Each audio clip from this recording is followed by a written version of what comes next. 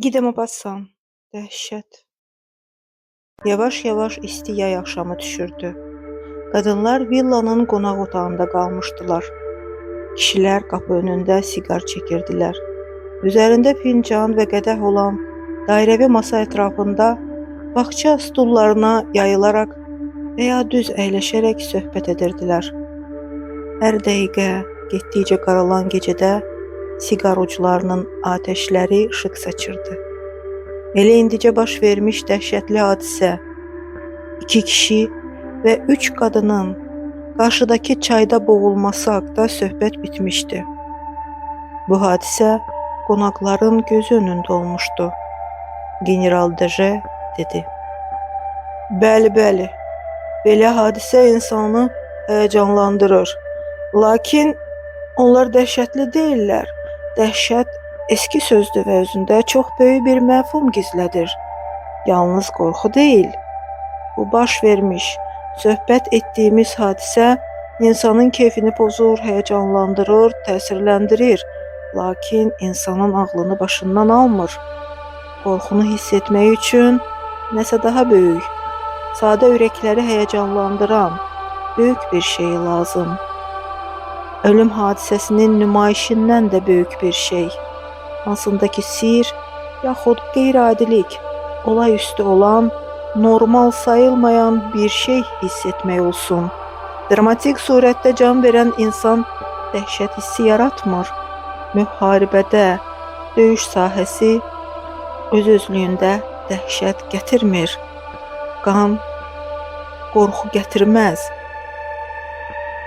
Ən ağır cinayətlər belə nadir hallarda dəhşətli olur.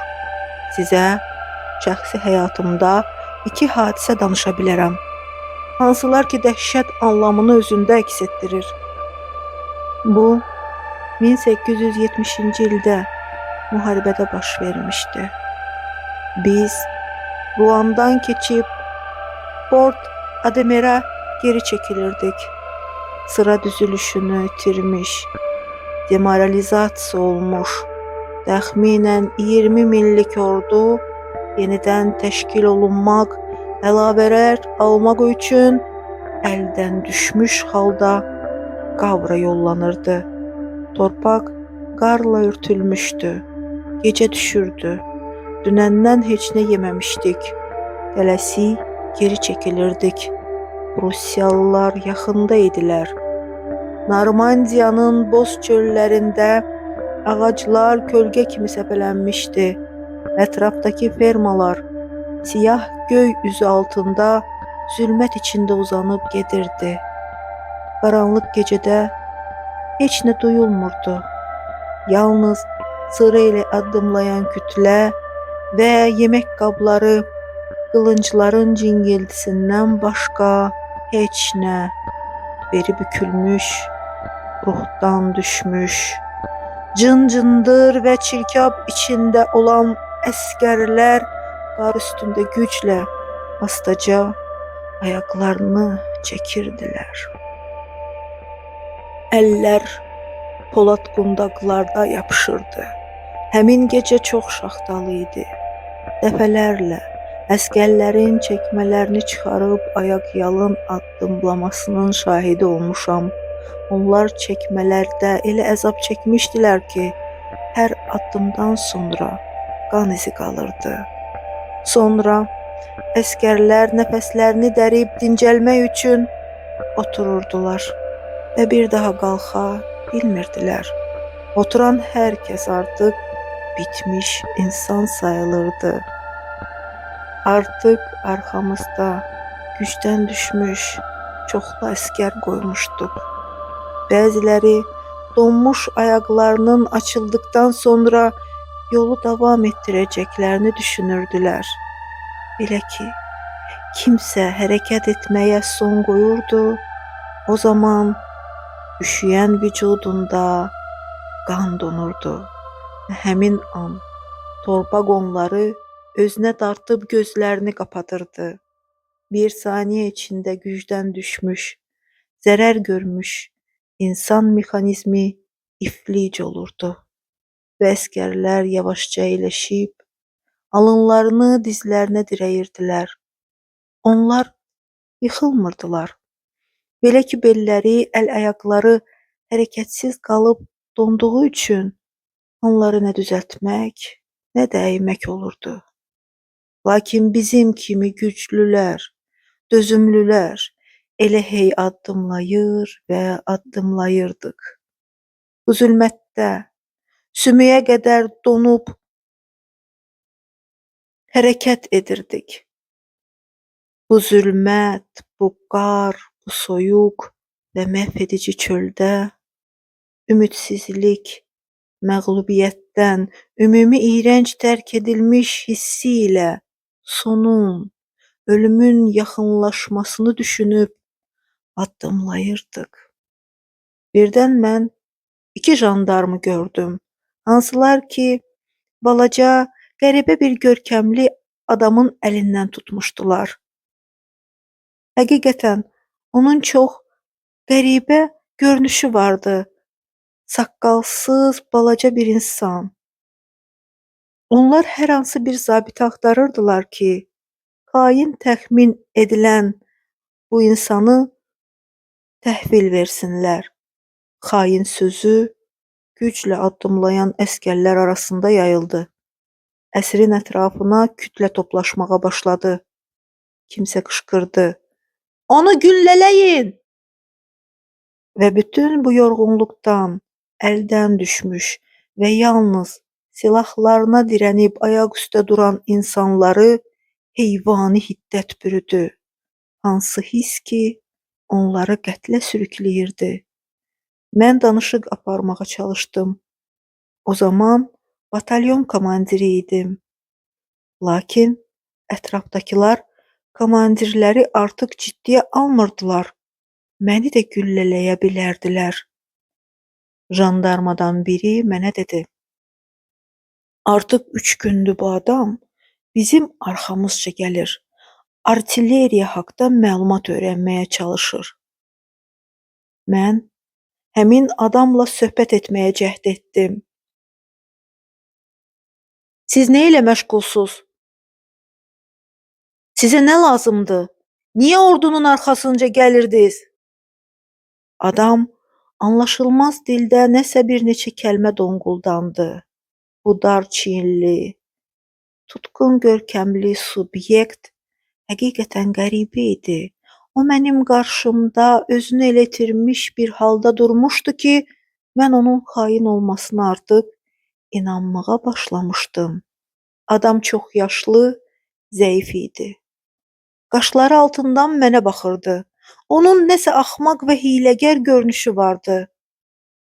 Adamın ətrafında olan əsgərlər qışqırırdılar.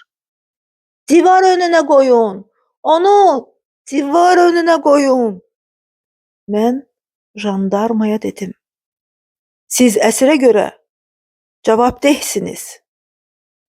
Lakin sözümü bitirməmişdim ki, dəhşətli bir zərbə ilə məni itələdilər. Həmin an gördüm ki, hiddətli əsgərlər adamı ələ keçirib yerə yıxdılar, döydülər, sürüyüb yol kənarında olan ağacın altına atdılar. Halsız halda qarın üzərinə düşdü və adamı elə orada güllələdilər. Əsgərlər ona tüfənglərini boşaldıb, doldurub yenə heyvani vəhşiliklə atəş açırdılar. Meyit önündə durub, bir-biri ilə dalaşaraq ona qurşun yağdırmaq istəyirdilər. Necə ki, tabut önündə müqəddəs su ilə təhcis olunan zaman sıraya düzülürlər. Lakin birdən bir səs gəldi. Prusaklar! Prusaklar! Prusaklar! Və mən özünü itirmiş ordunun hər tərəfdən qaçan səsini duydum. Səfih insanı güllələyən əsgərləri dəli panika bürüdü. Onlar bu panikanın özləri tərəfindən yaradılmasını anlamadılar. Zülmətdə qaçıb gizlənməyə çalışırdılar. Mən 2 jandarma ilə meydin yanında qalmışdım. Jandarma burada xidməti borcuna görə məcbur qalmışdı. Onu üstünü axtarın, mən əmr etdim. Onlara cibimdən kibrit qabını çıxarıb uzatdım. Bir əsgər o biri üçün kibriti yandırırdı. Mən onların arasında durmuşdum.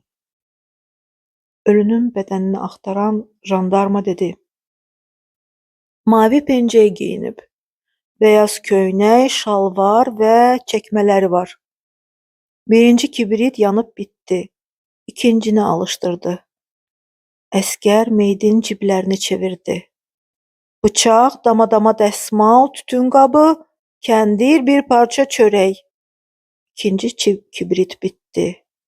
Üçüncünü yandırdılar. Jandarm tələsmədən meydi araşdırdı və əlavə etdi. Vəssalam. Mən əmr etdim. Onu soyundurun. Bəlkə bədənində nəsə taparıq. Və jandarma işlərini daha tez görməsi üçün kibriti mən alışdırmağa başladım.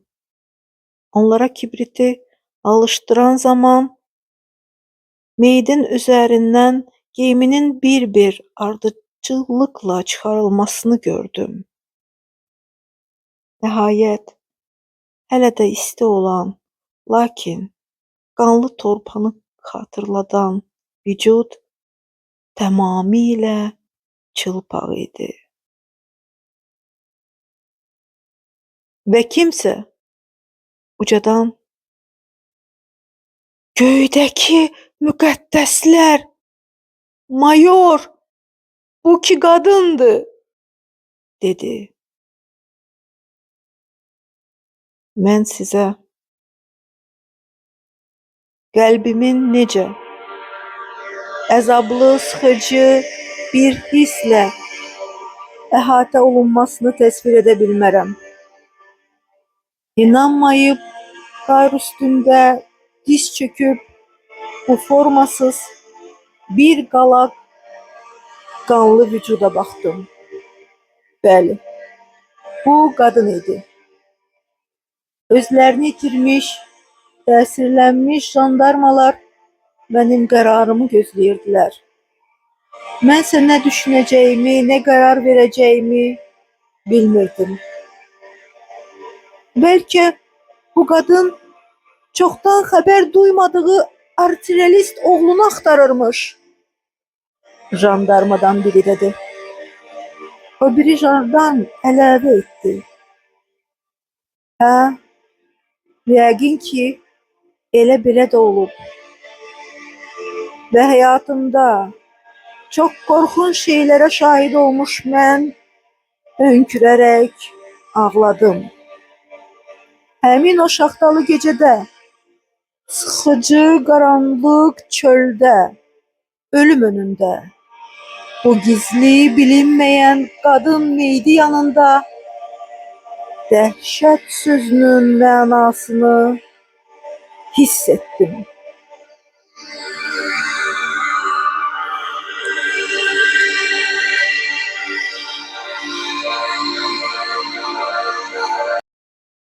Və həmin hissi mən yenidən keçən il Blatter missiyasında sağ qalmış Əlcəzairli atıcını sorğu-sual edən zaman yaşadım. Sizə bu qəddar dramın təfərrüatı məlumdur. Lakin bir təfərrüat haqda yəqin sizlər heç nə duymamısınız. Polkovnik Sudana yola düşüb, Tuareglərin geniş ərazisi olan səhradan keçdi. Hansıların ərazisi ki, Qumlu okean kimi Atlantikadan Misirə və Sudandan Əlcəzairə qədər uzanırdı. Özlüyündə onlar sanki qurumuş dənizin dəniz quldurları idilər. Tuareglərlə olan Şamba tayfası Blatter dəstəsinə yol bələdçiliyi etdilər. Blatter dəstəsi səhra ortasında fasilə edib dincəlməyə durmuşdu. Ərəblər dedilər ki, su quyusu çox uzaqda yerləşir və onlar bütün dəvələri götürüb su ardınca yollanacaqlar. Bir şəxs xəyanət haqda polkovniki xəbərdar edib, lakin o buna inanmayıb. Karvanla mühəndis, həkim və demək olar bütün zabitlər su ardınca yola düşdülər. Quyu ətrafında hamısını öldürüb dəvələri ələ keçirmişdilər. Tuareqlər üzrə şöbə kapitanı düşərgədə qalmışdı. Sağ qalmış əskər və atıcılar üzərində idarəni öz üzərinə götürdü. Onlar geriyə çəkilməyə başladılar. Bagajı, sursatı atmışdılar. Belə ki, dəvə çatışmırdı. Buna baxmayaraq, bitməyən səhraya yola düşdülər. Haradakı bir kölgə belə yox idi. Aradakı günəş səhərdən axşama qədər yandırıb yaxırdı. Ərəb tayfalardan biri itaət etdiklərini bildirmək üçün fransuzların yanına gəlib xurma gətirmişdilər. Xurma zəhərli imiş. Fransuzların çoxu son zabitlə birlikdə öldülər. Bir neçə Şamba tayfasından olan atıcı və vahmister Pobegen olmaqla sağ qalan olmuşdu. Şamba tayfa nümayəndələri və bir neçə əcnəbi atıcı və 2 dəvə qalmışdı. Lakin bir gün 2 ərəblə dəvələr də yox oldu. Bu qaçışdan sonra qalanlar anladılar ki, yalnız bir-birlərini yeməyə möhtac qalıblar və onlar ayrıldılar. Günəşin qızmar şüaları altında onlar bir-birinin ardınca səhranın qumlu dərinliklərinə nüfuz etdilər. Bir-birindən tüfəng atəşi məsafəsində uzaq kənar dururdular. Belə tərzdə onlar bütün günü yol getdilər və su quyusuna çatanda su içmək üçün növbə ilə qonşunun içib uzağa çəkildiyindən sonra su quyusuna gəlirdilər. Bütün günü yol getdilər. Burada ya başqa yerdə yanmış ərazidə qum üzərində iz buraxırdılar. Hansı izi ki, insanlar səhrada gəzəndə buraxırlar. Lakin bir dəfə səhər yolçulardan biri qəflətən öz yolu ilə getməyib qonşuya yaxınlaşdı. Amma nə olacağını təxmin edib tamaşaya durdu. Ac əskərin yaxınlaşdığını görən şəxs qaçmadı. Yerə çöküb yaxınlaşanı nişan aldı. Onu lazımı qədər yaxın məsafəyə buraxıb atəş açdı. Lakin güllə yan keçdi. Gələn isə yaxınlaşırdı. Sonra adam nişan alıb yoldaşını vurdu. Elə həmin an hər tərəfdən öz paylarını almaq üçün insanlar qaçıb gəldilər. Öldürdüyü şəxsi hissələrə bölüb adam hamı arasında bölüşürdü. Onlar yenə ayrıldılar. Bu müttəfiqlik, barışıq gələn qətl hadisəsinə qədər çəkəcəkdi. Hansı ki onları yenə yaxınlaşdıra biləcək. 2 gün onlar insan əti ilə qidalandılar. Sonra aclıq gələndə həmin şəxs yenə birini öldürdü. Sonra ikincisini və yenə qəssab kimi meyidi hissələrə bölüb yoldaşlarına təklif etdi. Özünə yalnız payına düşəni saxladı. Bu insan əti yemək uzun zaman çəkdi. Sonuncu Fransuz Pobegen yardıma gələn günü quyu önündə öldürülmüşdü. Yəqin siz başa düşürsünüz ki, şəxsən mən Dəhşət sözünü necə anlayıram? Bax, həmin gecə General Deje bizə bunları nəql etdi. 18 may 1884-cü il.